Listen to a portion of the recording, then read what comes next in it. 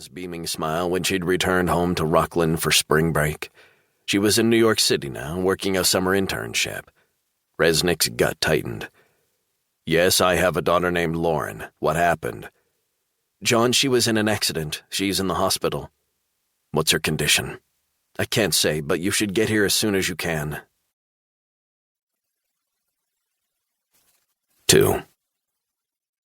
It was just after midnight when Reznick arrived at Weill Cornell Medical Center on the Upper East Side of Manhattan.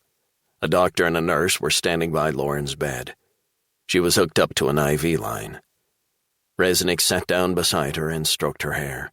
Dried blood caked a wound on her head. Lauren had tears in her eyes when she saw him. "Dad, you didn't have to come all this way." His head was swimming as he struggled to take in how vulnerable and childlike she looked. What happened? "I can't really remember." She winced and screwed up her eyes. "Goddamn migraine." The doctor introduced himself. "We've done scans and they're clear. The headaches are coming and going, but we're keeping an eye on it." "What exactly happened?" "I believe it was a hit and run not far from here. She was out jogging around 5:30. A car hit her in the crosswalk." "That's more than 18 hours ago. I only heard about it late afternoon." "I have no idea why it took the police so long to get in touch with you. The good news is we are pleased that your daughter, despite cuts, bruises, abrasions, and occasional migraines, does not appear to have suffered any lasting damage, but we will be keeping her here for a couple of days for observation." "Thanks, Doctor. I appreciate your time and attention." The doctor handed Jon his card. "If you need to speak to me, this has my cell phone. Now, if it's all right with you, I need to attend to a new patient who's just been admitted." Reznick waited until the doctor and nurse were out of earshot before he kissed the back of his daughter's hand. "I love you." Lauren smiled. "I'm so sorry, Dad." "Don't worry. Dad's here. It's going to be okay." 3. A pale morning light was flooding through the windows of the ICU room when Reznick awoke, his cell phone vibrating in his pocket. He sat up in the easy chair. A nurse checking his daughter's vital signs smiled down at him. "Good morning," she said. Reznick cleared his throat. "Yeah, good morning. How is she?" "Dad, I'm fine," Lauren said. "She's had a peaceful night, but we'll be doing more tests in the next hour or two." He pulled his cell phone from his pocket. "Excuse me, I've got to take this call."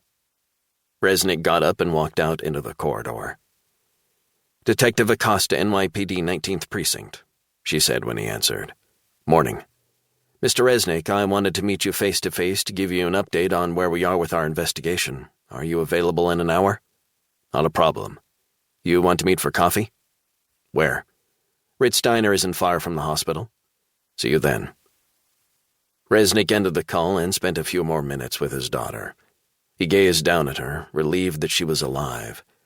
He went to a restroom and freshened up before going out. The broiling heat hit him as soon as he stepped outside the hospital. He was starving and headed into the diner. Reznick sat alone in a booth overlooking First Avenue. "Hey, what can I get you, honey?" He ordered a breakfast of pancakes and black coffee. The waitress took his order and smiled. "Coming right up?" Reznick gazed out at the hustle and bustle of the New York streets.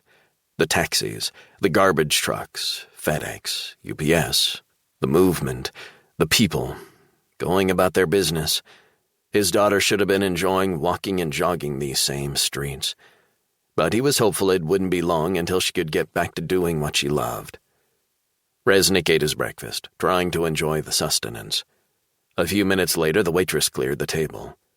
It was then that a woman in her late 30s, with dark brown eyes and shoulder-length hair pulled back tight, walked in. "Sorry for keeping you waiting," Detective Isabella Acosta began. Reznick shook her hand as she sat down opposite him. She wore a navy suit, well-cut, with a cream blouse, gun holstered to her belt. "Morning meeting ran over." Reznick smiled.